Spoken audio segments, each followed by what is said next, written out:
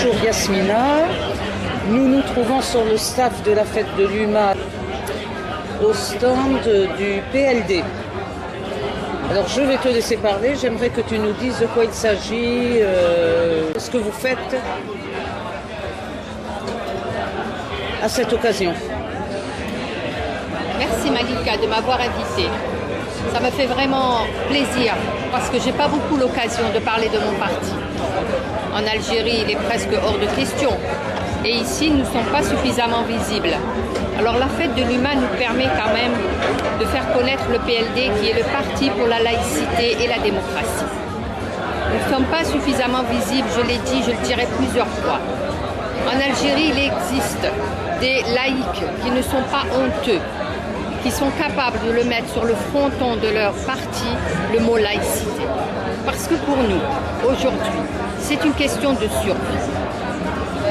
Notre société a été complètement livrée à l'islamisme politique.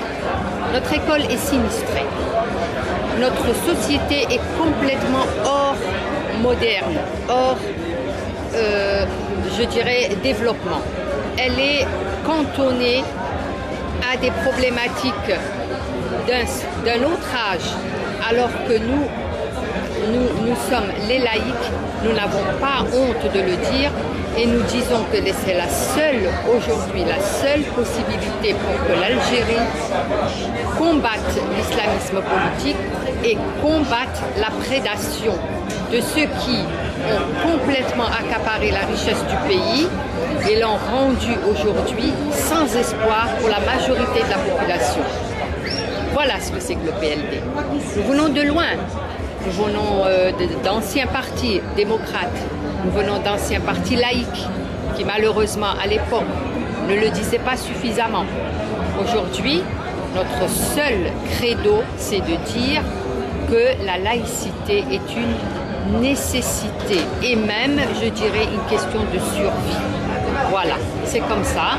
Pour ceux qui considèrent que la laïcité est un luxe, nous leur disons venez vivre en Algérie, venez voir les espaces de liberté qui sont rognés au jour le jour, venez voir notre jeunesse qui fuit ce manque de liberté, venez voir nos haragas qui quittent le pays même quand ils ont une situation économique parce qu'ils ont envie de vivre et que cet islamisme politique rogne au quotidien leur liberté avec, je le dis clairement, avec la bénédiction des personnes qui sont au pouvoir. Très bien. Hier, je me trouvais sur un débat non loin du PLD, de votre stand, concernant le cinquantenaire.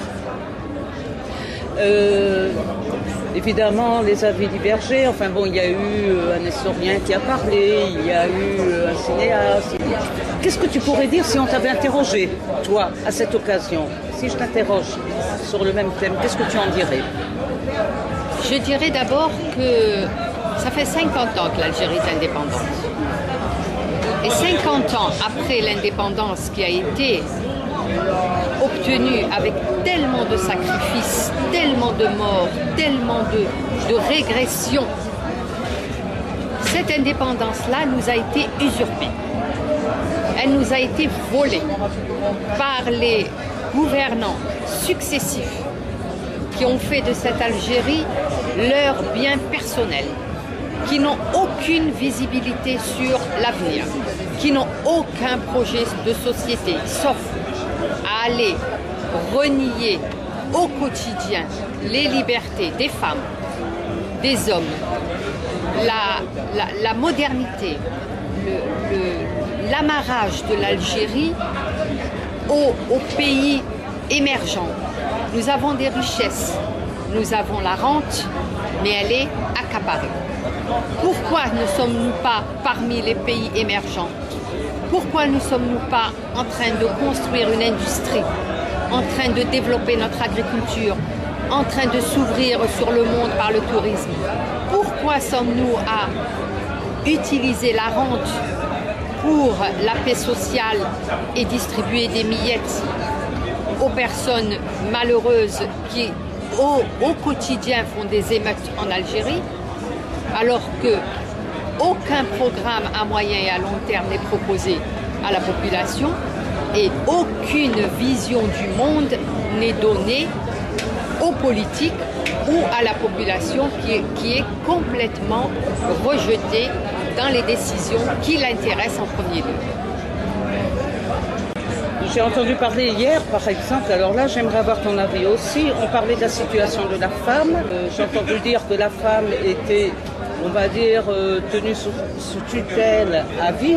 Comment tu peux l'expliquer malgré une progression apparente grâce à la scolarisation, grâce à l'obtention de diplôme malgré tout? Ça c'est reconnu, mais en même temps, effectivement, on constate cette tutélisation de la femme. Je l'explique clairement et simplement. Je l'explique par le code de la famille, qui fait de la femme une mineure à vie.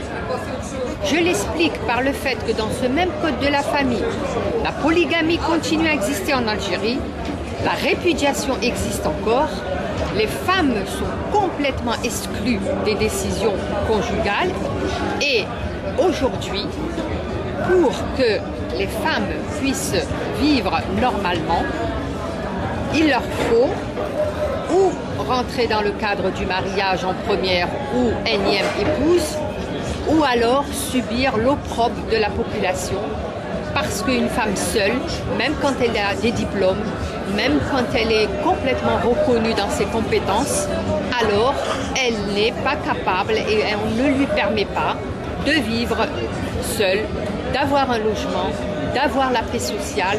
Et pour illustrer ce que je dis, je rappelle que des femmes sont régulièrement agressées à Hassim Saoud, que ce sont des travailleuses, de pauvres travailleuses, et qui sont régulièrement battues, violées, dessaisies de leurs très très peu affaires qu'elles ont. Et comme ça se répète, je me demande si tout est mis en place pour punir, pour sévir les personnes qui d'abord commanditent ces agressions et les personnes qui les exécutent. Alors je veux dire, quand une agression se répète sur plusieurs années, je me demande où sont les autorités de Hassim Saoud, qui est supposée être une région très très bien surveillée et sous contrôle, puisque c'est là qu'il y a les compagnies étrangères et que c'est là qu'il y a le pétrole. Quelle est la raison de ces agressions? Et elles viennent de qui? Alors elles viennent de voyous, certes, elles viennent de gens sans éducation ou sans sens politique, mais qui les commandite? On ne va pas me faire croire que subitement des hordes de voyous se mettent à agresser des femmes comme ça tous les 24 du mois. Qui commande ça? Qu'est-ce que ça cache? Nous pensons que ça cache quelque chose de très grave, que ça cache l'exclusion des femmes, que ça cache la décision et la volonté que les femmes soient totalement invisibles et ne puissent pas exercer leur métier, qu'ils soient des métiers de grande capacité ou des petites capacités, et que donc elles soient totalement dépendantes financièrement et continuer à subir ce code de la famille.